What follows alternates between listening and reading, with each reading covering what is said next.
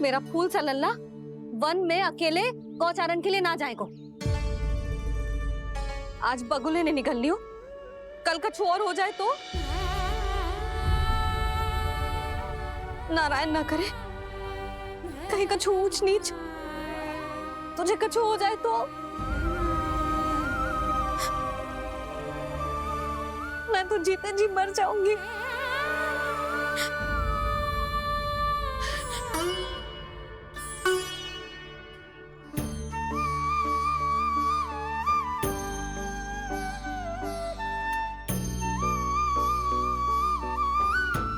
वीर लल्ला की वीर मैया इतनी से बात तो रोती है क्या? क्या करूं कान्हा, तुझे ऐसे बार बार संकट के मुंह में जाते हुए ना देख सकती मैं। तो फिर मैया मैं वचन देता हूँ, आज के बाद मैं गौचारण के लिए तभी जाऊंगा जब आप आज्ञा दोगी। पक्का? छल ना करेगा ना मेरे साथ? मैंने कब छल करो मैया? अच्छा ठीक है, ना करूँ छल। यदि आपसे पूछे बिना बाहर निकलो तो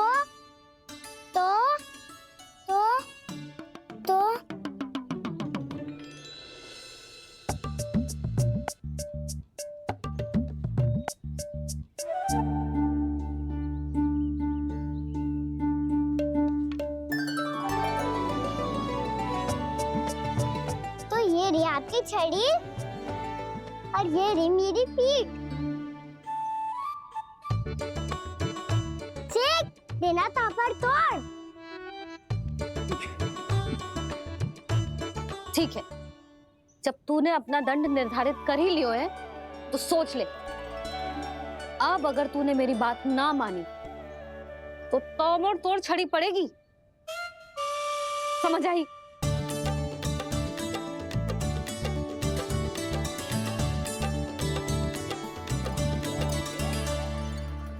अच्छा ही है कि कान्हा कुछ दिन घर ही रहे। आज वन में जो हुआ है अवश्य कंस ने ही करवाए हुए वो सब।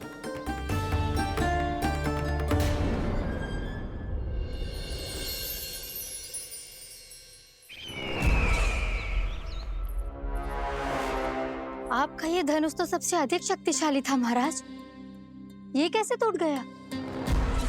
कहीं ये बकासुर की पराजय का संकेत तो?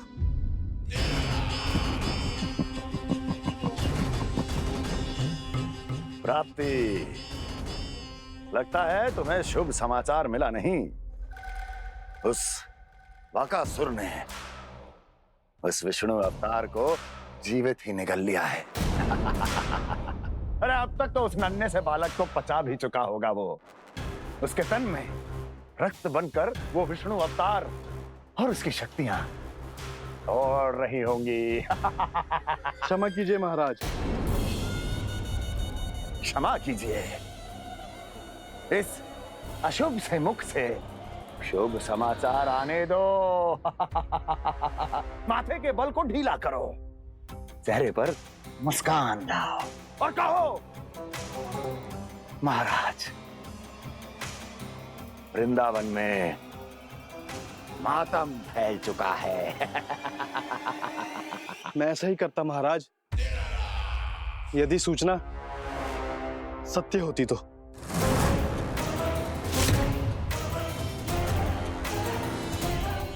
कहना क्या चाहते हो? एक क्षण में सूचना उगलो, अन्यथा मेरा योद्धा बकासुर विष्णु अवतार की तरह तुम्हें भी जीवित निकल जाएगा। आने दो। बकासुर मारा गया महाराज, बकासुर मारा गया महाराज, बकासुर मारा गया। बकासुर मर चुका है? असंभव। असंभव। बकासुर ने उस बालक को निगल तो लिया था, पर उसकी सुरक्षा करने के लिए सभी देवता वहां प्रकट हो गए, पर फिर भी कोई बकासुर का सामना नहीं कर पाया। और फिर क्या हुआ? वो बालक स्वयं ही बकासुर के उदर से बाहर आ गया और उसकी चोंच तोड़कर उसकी हत्या कर दी।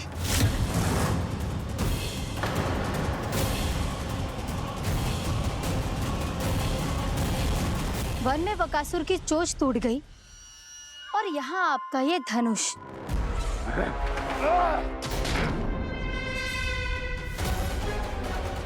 केवल नहीं टूटा तो आपका ये भ्रम महाराज, क्षमा कीजिएगा महाराज, आपका भ्रम टूटना आवश्यक है। आवश्यक है आपको यह आभास होना कि उस विष्णु अवतार को पराजित करने के लिए आपके साधारण योद्धाओं में वो सामर्थ्य नहीं है। वत्सासुर, पूतना, तृणावर्त, बकासुर, ये सब साधारण नहीं थे प्राप्ति, साधारण नहीं थे। फिर तो ये और भी अधिक चिंता का विषय है महाराज, क्योंकि इसका अर्थ तो यही हुआ कि वो विष्णु अवतार कुछ अधिक ही असाधारण है और उसका सामना करने के लिए और उसे मिट्टी में मिलाने के लिए आपको एक ऐसे अस्त्र की आवश्यकता है जो उसके सामने ना झुके और ना ही टूटे।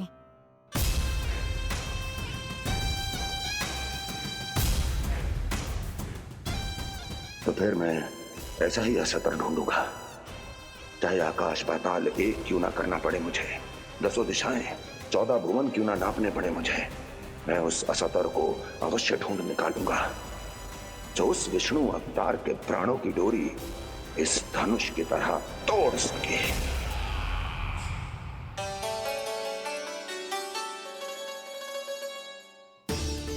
थैंक्स पापा, मैंने मैया को वचन दिया है कि जब तक नहीं चाहेंगी मैं वन नहीं जाऊंगा, इसलिए आप मुझे मारने के लिए कोई शक्तिशाली असुर ढूंढने में व्यस्त रहो।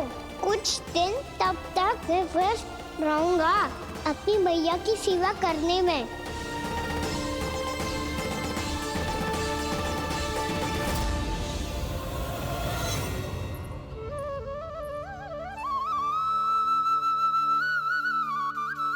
लो मैया, तुलसी जी को चढ़ाने के लिए जल।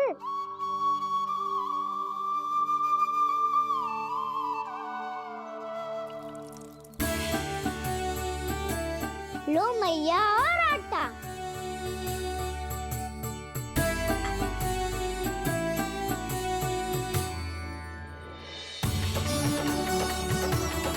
लो मैया, बेलन।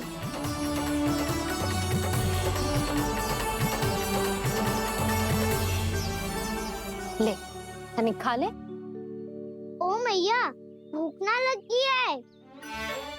बिना भूख के खाने से क्या लाभ? और तेरा जब पेट तो कह रहा है कि उसे भोजन चाहिए, और लाभ कैसे ना लल्ला? भोजन का लाभ है ना, तन को पोषण मिलेगो, स्वास्थ्य बनेगो, जे तेरी भुजाओं में शक्ति आ जाएगी ताऊ के जैसी, ताऊ से भी अधिक। तेरे जे केस भी लंबे हो जाएंगे। सच्ची मैया? सच्ची, माप के देख लियो नित्य दिन। तनिक खा।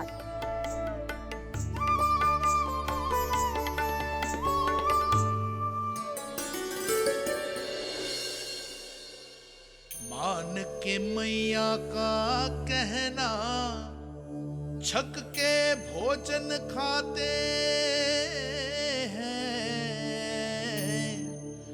नित्य मापते भुजा केश, पर ज्यों का त्यों ही पाते हैं।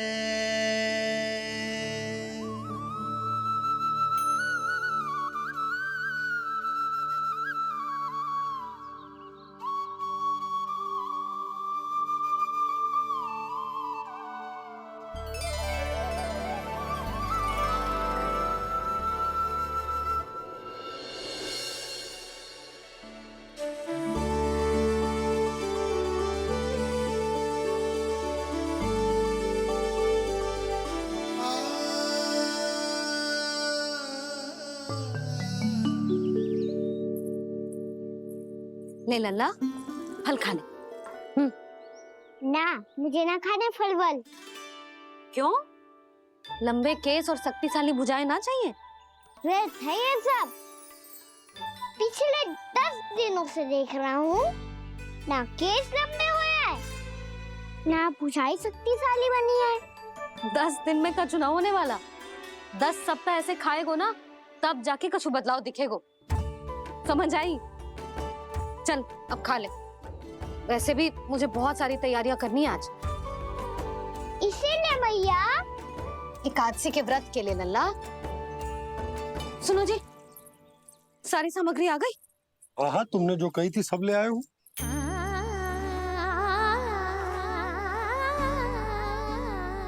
इसमें नारियल तो है ही ना, उसके बिना मैं एकादशी की पूजा कैसे करूंगी?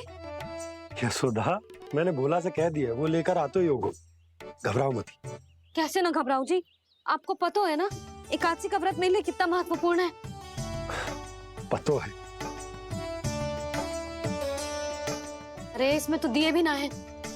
दिए ना है? अब मैं अभी लेकर आता हूँ। आप रहने दो, मैं ही लेके आती हूँ। भक्त भोला राम के यहाँ से है? भक्त भोला राम? मेरा अर्थ है कुमार भोला यहाँ के यहाँ से। हाँ हाँ, वो ही।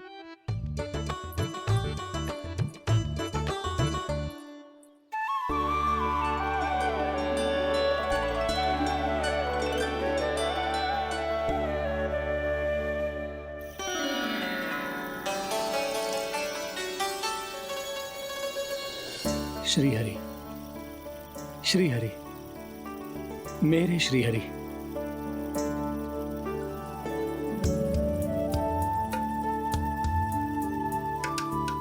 मेरे श्री हरि। भोला राम, मेरी मटकी तैयार है? मेरे श्री हरि। मेरे श्री हरि।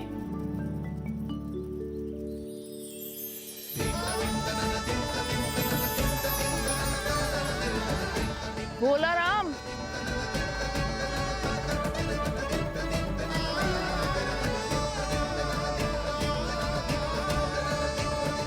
भोला काका, ओ भोला काका।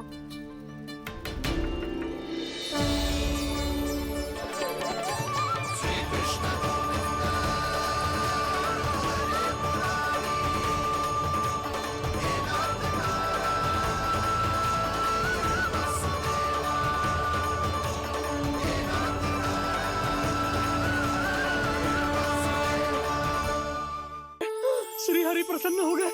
मेरे श्री हरि आ गए, मेरे भगवान आ गए। मेरे श्री हरि आ गए, मेरे भगवान आ गए। मेरे श्री हरि आ गए, मेरे भगवान आ गए।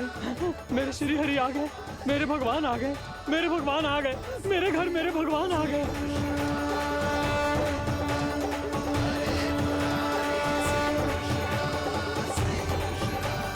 मेरे घर आ गए, मेरे श्री हरि आ गए। हाँ, मेरे श्री हरि आ गए। जे तो बावले थे ही, अब बालकन को भी साथ में मिला लिए। उज्जवल क्या कर रहा है? अरे ठहर जा भोला।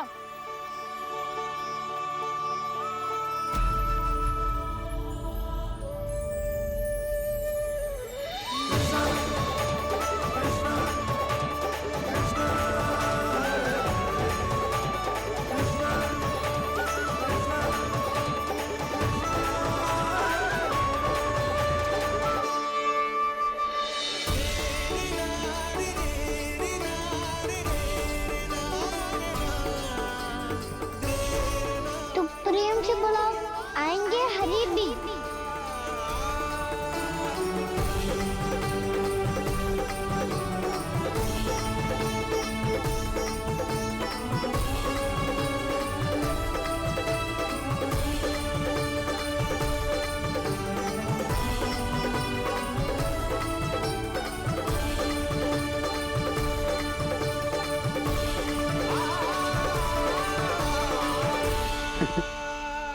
क्या वो गाना? किसकी धुन में झूम रहा तू? निर्मल निशा भक्ति की धुन में।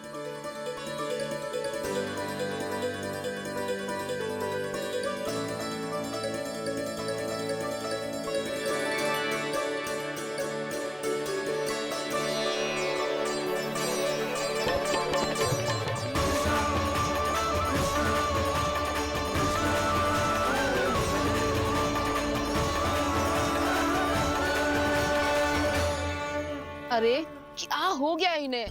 बावले हो गए हैं क्या? ठहरो, कोई आवश्यकता ना है ऐसे बावलों की तरह नाचने की।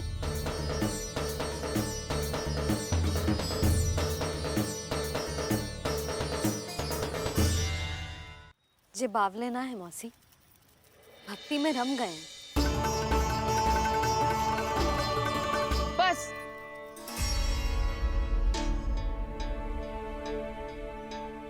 हम सब कब से खड़े हैं यहाँ, पर तुम्हें कुछ ध्यान ही ना है।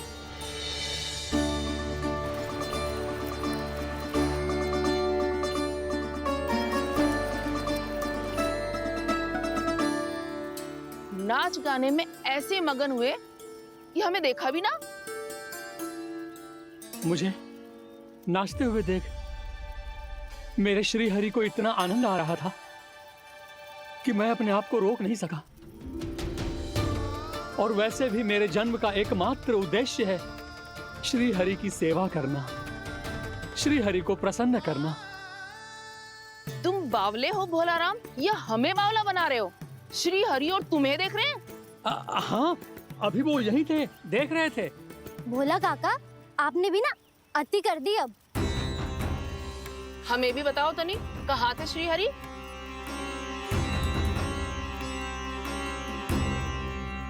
ना जाने अपना उपहास करवाने में क्या आनंद आता है इन्हें। देखो, अब तुम सच मानो या झूठ, लेकिन हमरे श्री हरि यहीं थे, इसी चाक पर अभी। हाँ, लो सुन लो इस मूर्ख की बात। श्री हरि को और कोई स्थान ना मिलो जो इसके मिट्टी के चाक पे आकर बैठेंगे। श्री हरि को और कोई स्थान ना मिलो जो इसके मिट्टी के चाक पे आकर बैठेंगे। श्री हरि को और कोई स्थान ना मिलो जो इसके मिट्टी के चाक पे आकर बैठेंगे। जैसी मैया भैंसो ही लल्ला, दोनों का कुछ पता ही ना चलतो, कब किस बात पर प्रसन्न हो जाए और किस बात पर रुष्ट। अरे मैं भला असत्य क्यों बोलूंगा? अभी अभी यही थे श्री हरि। हाँ,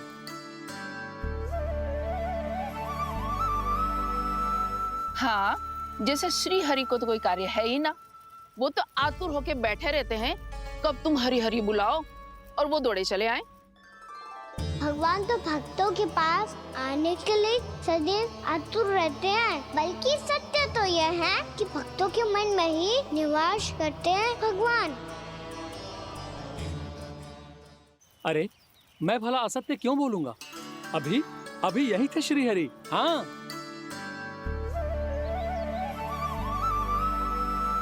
हाँ, जैसे श्री हरि को तो कोई कार्य है ही ना, वो तो आतुर होके बैठे रहते हैं कब तुम हरि हरि बुलाओ और वो दौड़े चले आए। भगवान तो भक्तों के पास आने के लिए सदैव आतुर रहते हैं, बल्कि सत्य तो यह है कि भक्तों के मन में ही निवास करते हैं भगवान। भगवान तो भक्त के पास आने के लिए सदैव ही आतुर रहते हैं शंकरी मौसी। बल्कि सच्ची बात तो ये है कि भगवान हमारे मन में ही निवास करते हैं। कम से कम तू तो इसे बढ़ावा मत दे जशोदा। जब देखो जब हरि नाम की रट लगाए रहते है। हरि बोलते बोलते ऐसो बावलो होता है कि सारा कार्य भूल जाता है। 2 दिन से अपनी मटकी के लिए चक्कर काट रही हूँ। अभी तो एक चक्कर और लगाना होगा आपको। आपकी मटकी तैयार हो गई है, अभी लाता हूँ।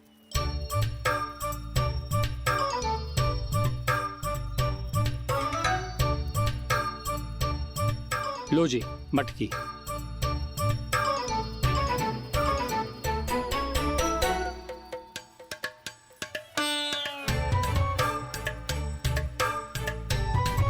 इस कच्चे मटके का क्या करूं मैं?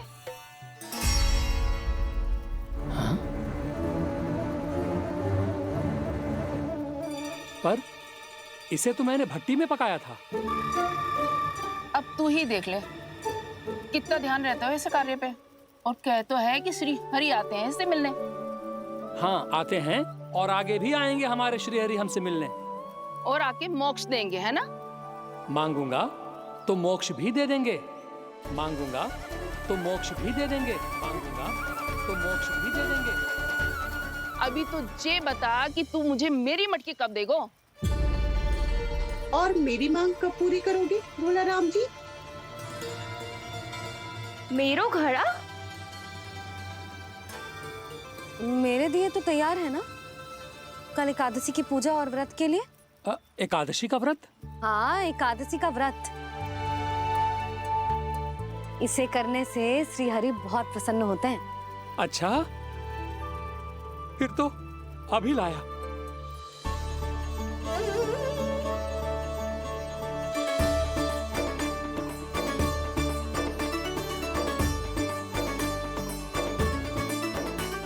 लो जी, आपके दिए।